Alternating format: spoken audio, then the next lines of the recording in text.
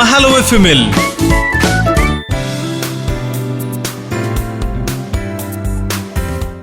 வாரத்தில் எப்படின்னு நாள் திங்கக்கிழமை அடி எடுத்து வைக்கிற மாதிரி இருக்குது. அப்புறம் பார்த்தா சட்டை விட்டுன்னு 2-3 நாள் போயிடுது. ஆனால் எப்படி சீக்கிரமாக போகுது, இவ்வளோ ஸ்பீடாக டேஸ் கடந்து வருது அப்படிங்கிறத நமக்கும் தெரிய மாட்டேங்குது. ஆனால் இந்த வாரமும் நிறைய வீக்கெண்டுக்கான பிளான்ஸ் நிறைய பேத்துக்கு இருக்கும்னு நினைக்கிறேன். ஏன்னா ஆவணியினுடைய கடைசி முகூர்த்தம் இந்த வாரத்தினுடைய இறுதி திங்கக்கிழமையோட ஆவணி முடியுது அப்படிங்கிறனால கொஞ்சம் பரபரப்பாக அங்கங்கே நீங்களும் வந்து பல வேலைகளை வந்து டிசைட் பண்ணிட்டு அதை நோக்கி அதுக்காக தயாராகிட்டு இருப்பீங்க அப்படின்னு நினைக்கிறேன். எது எப்படியா இருந்தாலும் இன்னும் 2-3 நாளைக்கு வேலை செய்ய வேண்டியதெல்லாம் நம்ம பக்கம் இருக்குது. அதனால் எல்லா வேலையும் செஞ்சுட்டு அதையும் பிளான் பண்ணுவோம். 11:26 ஆயிட்டிருக்கு. காத்து வாக்கில் நிகழ்ச்சியில் இப்போ இது நம்ம ஆளு பகுதிக்கான நேரம்.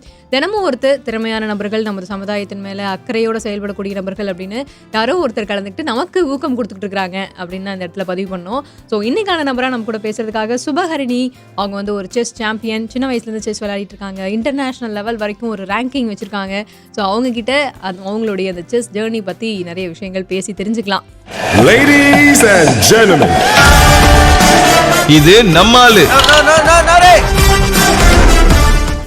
சுபகரணி, உங்ககிட்ட பேசுறதுல நாங்கள் ரொம்ப ரொம்ப சந்தோஷப்படுறோம். ஸோ வெரி ஹாப்பி இன்னைக்கு உங்களை இந்த இடத்துல பேசுறது. ஸோ வணக்கம்.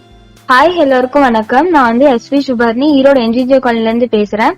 இந்த வாய்ப்பு கொடுத்த ஹெலோ எஃப்எம்க்கு நன்றி. நான் வந்து 11th ஸ்டாண்டர்ட் படிக்கிறேன். 11th ஸ்டாண்டர்ட் படிக்கிறீங்க. ரொம்பவே சுறுசுறுப்பா துருதுருன்னு பேசுறீங்க. சொல்லுங்க, நீங்க எப்படி வந்து செஸ் ஆரம்பிச்சீங்க? செஸ் பயணம் எங்க இருந்து ஸ்டார்ட் ஆச்சு உங்களுக்கு?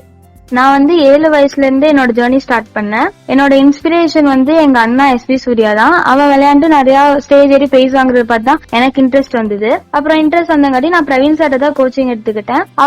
அவர் சொல்லி தரது வந்து எங்க அண்ணாவோட பிளே பண்ணி பார்த்து தான் நான் பிரைஸ் வாங்க ஸ்டார்ட் பண்ணேன். பிரவீன் சார் வந்து நல்லா ஹெல்ப் பண்ணாரு.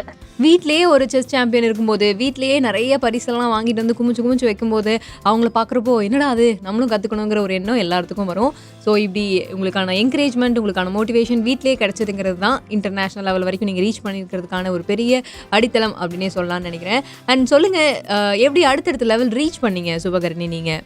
ஃபர்ஸ்ட் நமக்கு வந்து எல்லா ஸ்டார்டிங் பாயிண்ட்டும் நமக்கு அடி விழுகும் தான். அப்புறம் நம்ம வந்து அதுலயே வந்து டயர்ட் ஆயிடக்கூடாது. என்னதான் யாரு என்ன அசிங்கப்படுத்தினாலும் என்ன பண்ணாலும் நம்ம வந்து மேல வந்துடணும். அது வந்து நான் செஸ் விளையாடுற செஸ் கேம் வந்து தான் கத்துக்கிட்டேன். நான் வந்து ஒரு 130 and above இன்டர்நேஷனல் மேட்சஸ் விளையாண்டு அட்டென்ட் பண்ணிருக்கேன். 130 and above, அதாவது கிட்டத்தட்ட 100க்கும் மேலே இன்டர்நேஷ்னல் லெவல் டோர்னமெண்ட்ஸில் நீங்கள் கலந்துக்கிட்டது அப்படிங்கிறது நீங்கள் வந்து உங்கள் லைஃப் டைமுக்கு சேர்த்து வச்சிருக்கக்கூடிய ஒரு மிகப்பெரிய எக்ஸ்பீரியன்ஸ் அப்படின்னு சொல்லலாம்.